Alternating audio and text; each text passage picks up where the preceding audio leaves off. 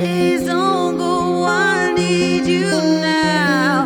Hope is gone this very hour. Remedy, my remedy, yeah. Remedy, my remedy, yeah. Hey guys! Welcome to this week's episode of Best Friend Bootcamp. First things first, please subscribe to our channel and turn on the notifications bell. Don't forget to like this video and follow us on Best Friend Bootcamp 1 on Instagram. Yes, I'm CPM Kize, one word.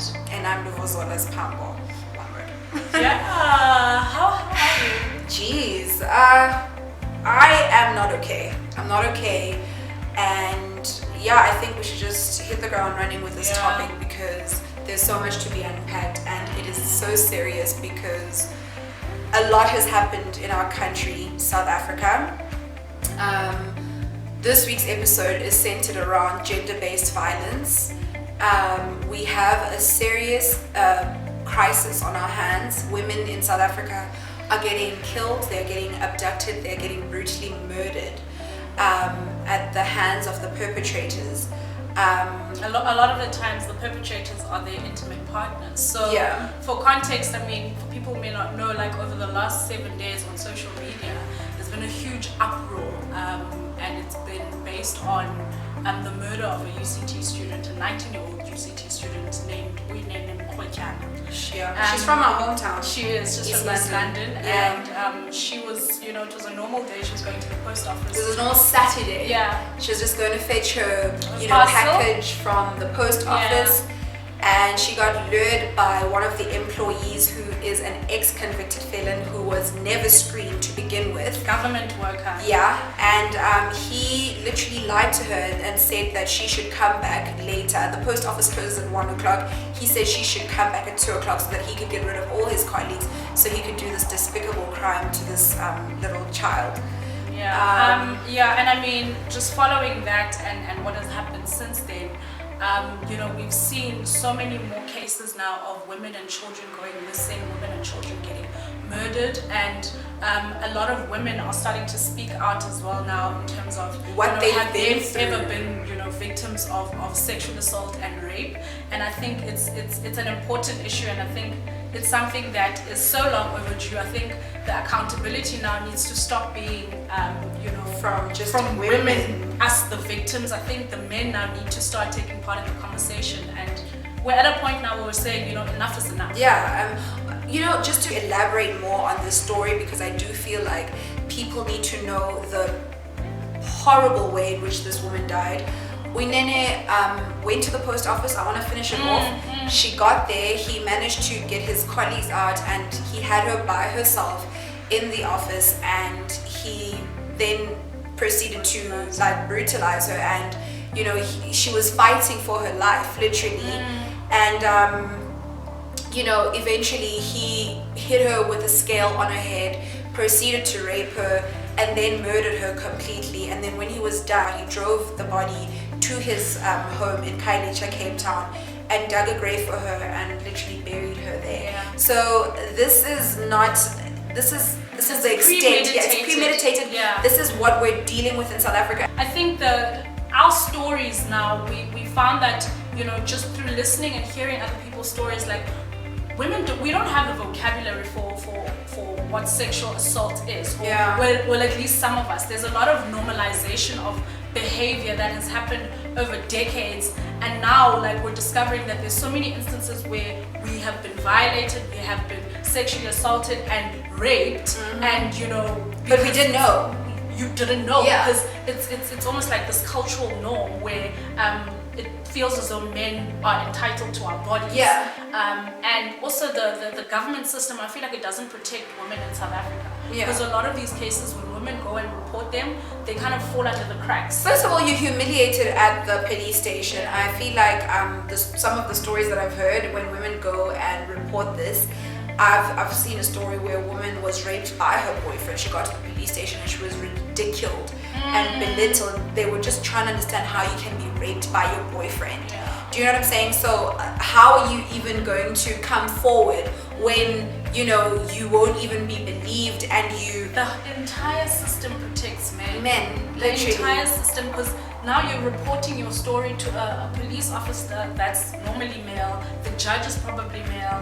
There's the entire system is geared to protect men, and that's what we're trying to fight now, is to say that we need to protect women and to make sure that the people that are victims, that there's justice that's served, and also there's just a greater societal, I think, responsibility amongst us now to speak up, to speak out, and to call out rapey behavior. Yeah. I mean, for example, this week I've been saying that catcalling is a part of this rape culture. You can't possibly tell me that as every single woman that we know has been catcalled. You have seen a group of men or just one man, and you've approached them and you're like, okay, I know it's coming. Let me cross the road. Let me carry on walking straight. Let me ignore the and the whistles and the baby, and when you don't respond, the insults that come after that. Every woman has been prepared for that from as young as you're 12. When you start growing breasts and bums, it's like, no, don't mind them. Your mom will tell you, don't listen to them, don't mind them, cross the road, you know, carry on just walking. If they start doing anything, start running.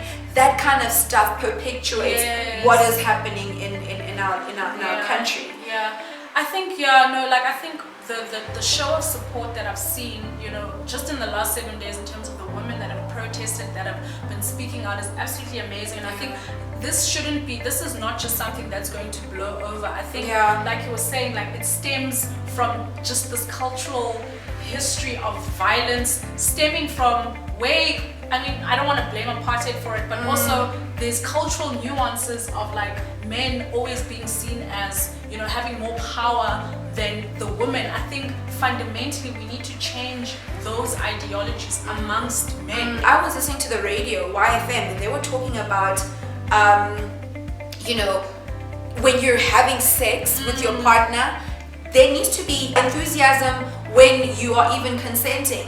This thing of, okay, fine, that's not consent.